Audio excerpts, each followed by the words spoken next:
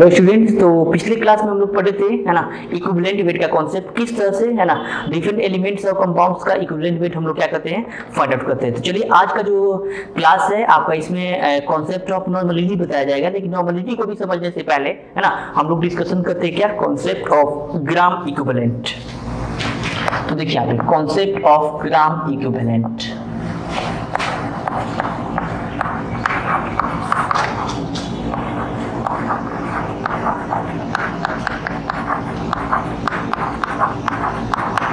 Concept of gram equivalent. याद रखना, ये जो ग्राम इक्विवेलेंट का जो फॉर्मूला होता है वह होता है वेट बाय इक्विवेलेंट वेट, है ना।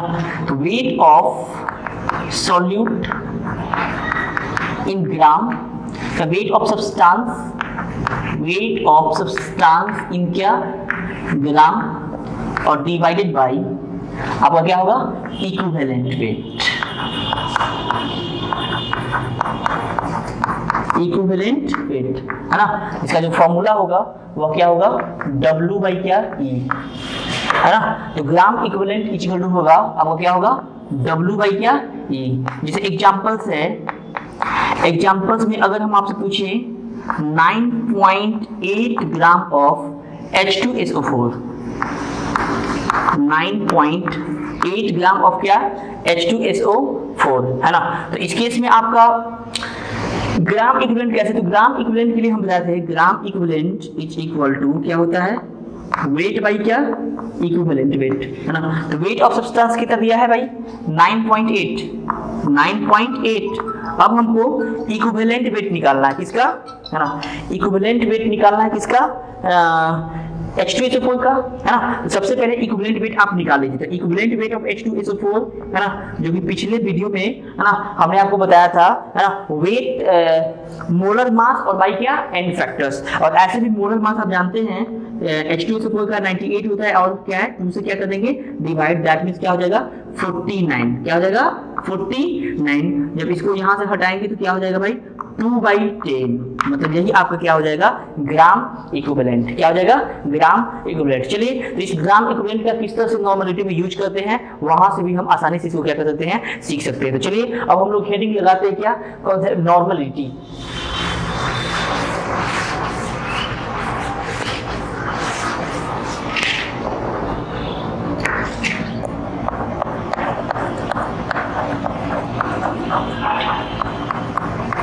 नॉर्मलिटी क्या होता है, the number of gram equivalent, the number of gram equivalent of solute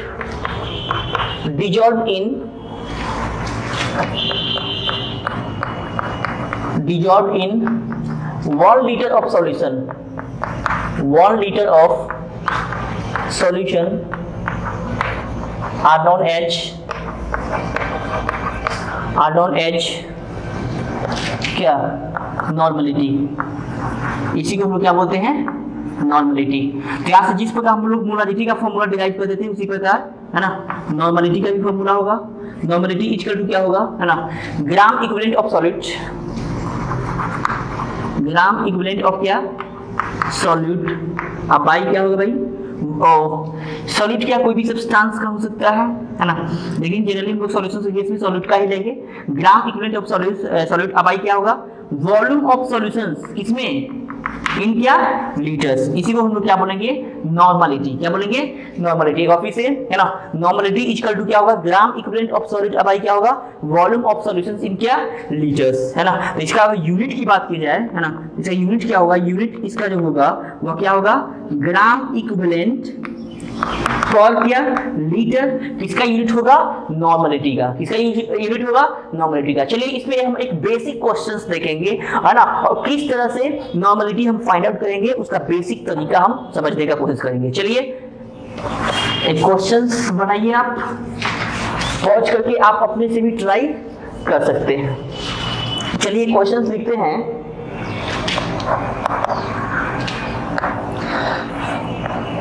9.8 gram H2SO4 dissolved in 500 milliliter of solution, 500 milliliter of solution, 500 millilitre of क्या सॉल्यूशन। तो इसको हम सॉल्व करेंगे, सॉल्यूशंस करेंगे। देखिए यहाँ पे हमको क्या निकालना है, फाइंड देयर नॉर्मलिटी, है ना। फाइंड देयर नॉर्मलिटी मतलब normality equal to what, normality equal to क्या, व्हाट। तो एक बात बताइए, हमको सबसे पहले नॉर्मलिटी में चाहिए क्या क्या। पहले नॉर्मलिटी का हम फॉर्मूला लिखेंगे हम, है ना। नॉर्मलिटी जो होता है,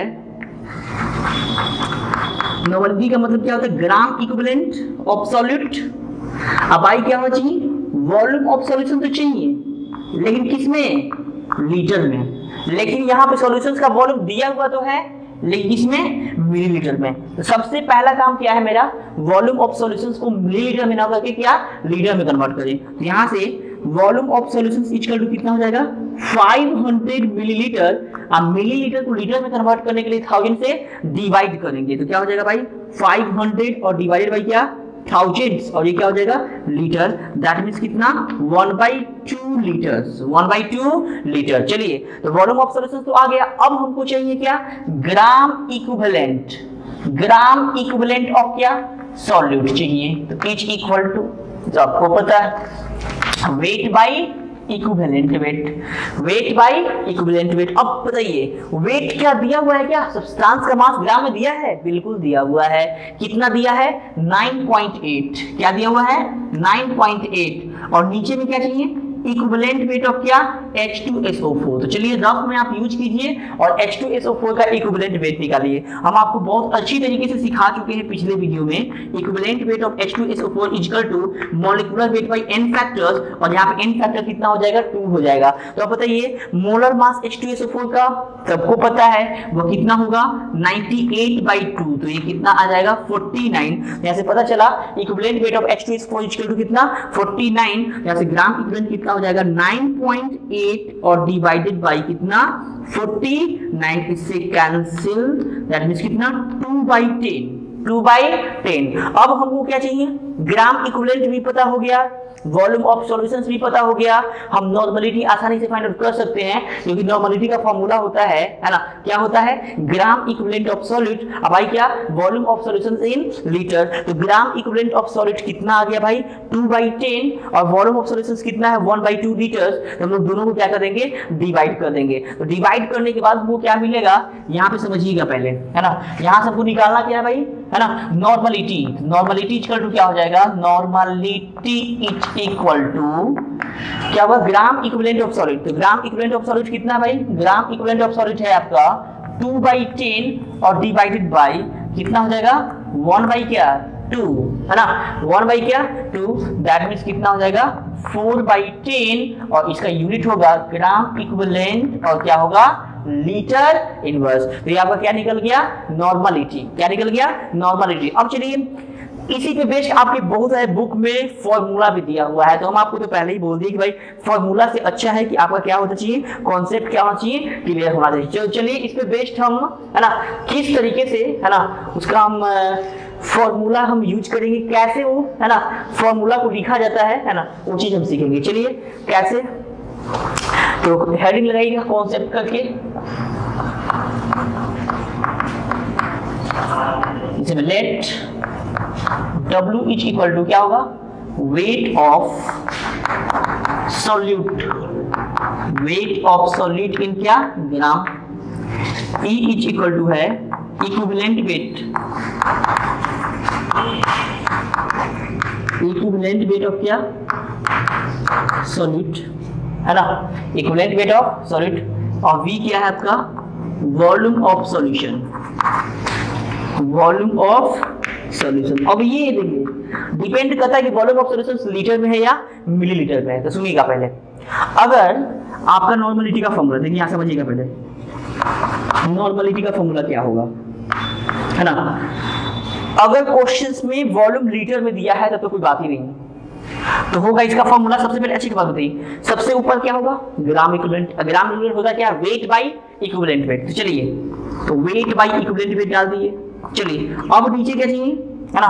वॉल्यूम ऑफ सॉल्यूशंस किसमें, लीटर्स में। अगर वॉल्यूम ऑफ सॉल्यूशंस लीटर में है तब तो कोई बात ही नहीं, आराम से क्या हो जाएगा, W डिवाइडेड बाई क्या होगा, equivalent weight into volume of solutions इन क्या, लीटर। लेकिन अगर यही वॉल्यूम ऑफ सॉल्यूशंस मिलीलीटर में है तो मिलीलीटर को सबसे पहले किस में कन्वर्ट करेंगे, लीटर में। और सबको पता है कि मिलीलीटर को लीटर में चेंज करने के लिए 1000 से क्या करते हैं, डिवाइड करते हैं। तो जैसे अगर मान लो कि ये मिलीलीटर में है तो इसको 1000 से डिवाइड करेंगे तो ये 1000 कहां चला जाएगा, ऊपर। दैट मींस यहां पे क्या होगा, अब डायरेक्ट हम लिखते हैं यहां पे W बाई क्या E।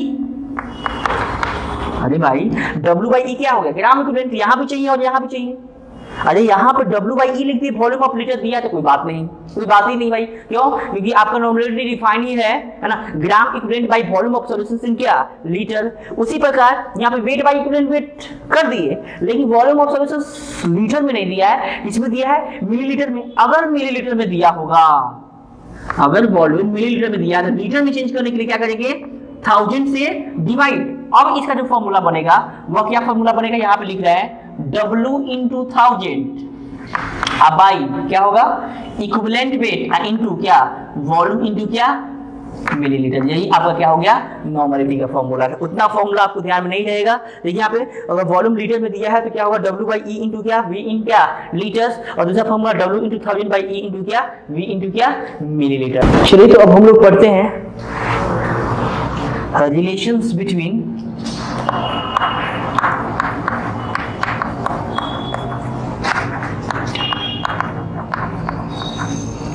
relations between mole and gram equivalent, mole and gram equivalent, relations between mole and क्या, ग्राम इक्विवेलेंट। तो ग्राम इक्विवेलेंट और मोल में क्या रिलेशनशिप है, वही चीज हम लोग पढ़ेंगे, है ना। जैसा कि हम जानते हैं कि जो ग्राम इक्विवेलेंट होता है वो क्या होता है, वेट बाई इक्विवेलेंट वेट। सबको पता है वेट बाई क्या होता है, इक्विवेलेंट वेट होता है। और एक बात और, वेट बाई इक्विवेलेंट वेट, और इक्विवेलेंट वेट क्या होता है, मोलर मास और बाई क्या, n फैक्टर्स। तो इसको हम लिख सकते हैं W डिवाइडेड बाई क्या होगा, मोलर मास बाई क्या हो जाएगा, n फैक्टर्स। मतलब इसको हम लिख सकते हैं W बाई m इंटू क्या हो जाएगा, n फैक्टर्स। तो यहाँ से देखिए, यहाँ पे ग्राम इक्विवेलेंट है ना, gram equivalent is equal to, एक बात बताइए, W बाई m को ही हम लोग क्या कहते हैं, W बाई m को ही हम लोग क्या कहते हैं, मोल कहते हैं। क्या कहते हैं, मोल कहते हैं। तो ग्राम इक्विवेलेंट इक्वल टू क्या हो जाएगा, मोल इनटू क्या हो जाएगा, n फैक्टर्स, है ना, मोल इनटू क्या, n फैक्टर्स। तो यहाँ से रिलेशनशिप आया ग्राम इक्विवेलेंट इक्वल टू क्या हो जाएगा, है ना, gram equivalent equal to mole into क्या, n factors. Gram equivalent equal to क्या आ जाएगा, मोल इनटू n फैक्टर्स। इसी टर्म्स का हम लोग आगे भी यूज करेंगे, तो इसलिए याद रखना, है ना। जो ग्राम इक्विवेलेंट होगा वो क्या होगा, मोल इनटू n फैक्टर्स। तो किसी भी सब्सटेंस का मोल दिया है और उसका n फैक्टर पता है, जैसे देखिए एग्जांपल, जैसे H2SO4 का 5 मोल दिया हुआ है, तो आप बताइए उसका ग्राम इक्विवेलेंट कितना हो जाएगा। तो H2SO4 का मोल कितना दिया है, 5, और उसका n फैक्टर कितना होता है, 2। तो 5 इंटू 2 कितना, 10 उसका क्या हो जाएगा, ग्राम इक्विवेलेंट। क्या हो जाएगा, ग्राम इक्विवेलेंट। उसी प्रकार H3PO4 का 10 मोल दिया है और पूछेगा क्या, ग्राम इक्विवेलेंट, है ना। तो H3PO4 का 10 मोल दिया हुआ है और n फैक्टर कितना होता है, 3। तो 10 इंटू 3 कितना हो जाएगा, 30 उसका क्या हो जाएगा, ग्राम इक्विवेलेंट हो जाएगा। चलिए तो नेक्स्ट बढ़ते हैं हम लोग, relationship between molarity and normality, जो काफी इंपॉर्टेंट है, जो टर्म्स यूज भी होगा, तो लिखेंगे, है ना। Relationship between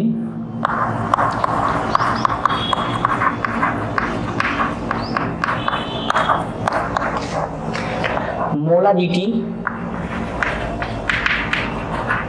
and normality.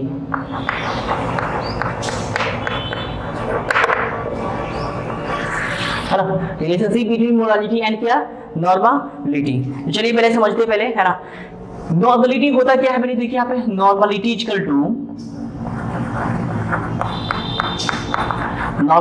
To होता है ग्राम इक्विवेलेंट ऑफ सॉल्यूट। अब भाई क्या होता है भाई, वॉल्यूम ऑफ सॉल्यूशंस किसमें, इन लीटर में। सबको पता है। अब देखिए इसको और थोड़ा सा एक्सपेंड करेंगे, है ना। Gram equivalent of solute equal to होगा मोल्स ऑफ सॉल्यूट और इनटू क्या, n फैक्टर्स, जो कि जस्ट इससे पहले बताए। तो चलिए ग्राम इक्विवेलेंट की जगह पे लिख सकते हैं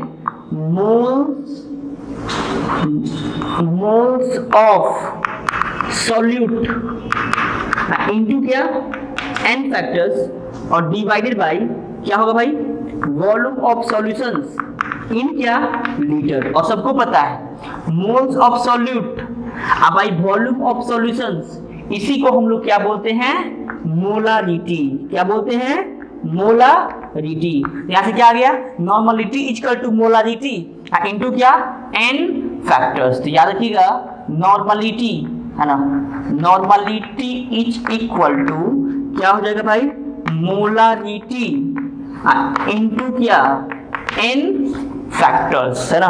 नॉर्मलिटी इक्वल टू क्या molarity into n factors. That means अगर आपको मोलारिटी पता है ना तो नॉर्मलिटी से n फैक्टर से मल्टीप्लाई करके हम नॉर्मलिटी हम आसानी से फाइंड आउट कर सकते हैं। जैसे देखिए एग्जांपल्स देखिए इस पे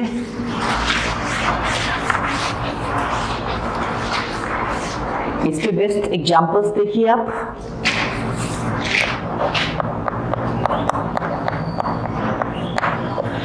जैसे में 4 ग्राम NaOH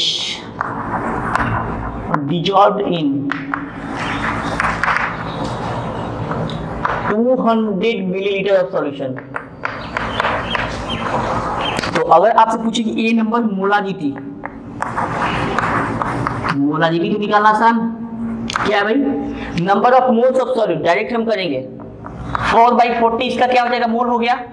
अब वॉल्यूम ऑफ सॉल्यूशन किस में चाहिए लीटर में, लेकिन दिक्कत है यहाँ पे मिलीलीटर में दिया है तो मिलीलीटर को लीटर में चेंज करने के लिए क्या करेंगे 200 डिवाइडेड बाई कितना 1000 दैट मींस कितना हो जाएगा भाई 1/10 और डिवाइडेड बाई कितना 1/5 दैट मींस कितना 5/10 और मोल पर लीटर। और सबसे पहले एक चीज और इसको रिप्रेजेंट करने का एक और तरीका है ना या तो 5/10 मोल पर लीटर लिख दो या क्या लिख दो 5/10 और कैपिटल M है ना कैपिटल M।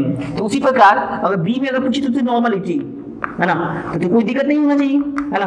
नॉर्मलिटी क्या होता है भाई मोलारिटी इनटू n फैक्टर्स। तो मोलारिटी कितना है भाई 5/10 और n फैक्टर्स किसका भाई NaOH का n फैक्टर कितना होता है 1 होता है। तो 1 से मतलब इस केस में आपका मोलारिटी और नॉर्मलिटी दोनों क्या होगा सेम होगा। तो यहाँ से एक और रिजल्ट आया कि अगर n फैक्टर किसी सब्सटेंस का सेम है मतलब 1 है ना इसका n फैक्टर 1 है ना तो उसका जितना मोलारिटी होगा उतना ही क्या होगा नॉर्मलिटी होगा। जितना मोलारिटी होगा उतना ही क्या होगा नॉर्मलिटी होगा। एक बात और एक और basic question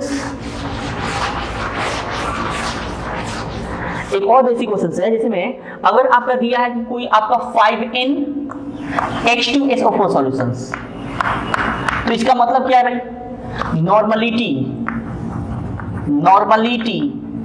of H2SO4 is equal to कितना हो जाएगा 5 हो जाएगा है ना। तो अगर नॉर्मलिटी दिया है तो मोलारिटी क्या होगा भाई बताओ जल्दी है ना। Molarity of H2SO4 is equal to what तो समझिएगा पहले नॉर्मलिटी क्या होता है बताओ। नॉर्मलिटी होता है मोलारिटी इनटू n फैक्टर्स। तो मोलारिटी इक्वल टू क्या हो जाएगा नॉर्मलिटी और डिवाइडेड बाय क्या n फैक्टर्स।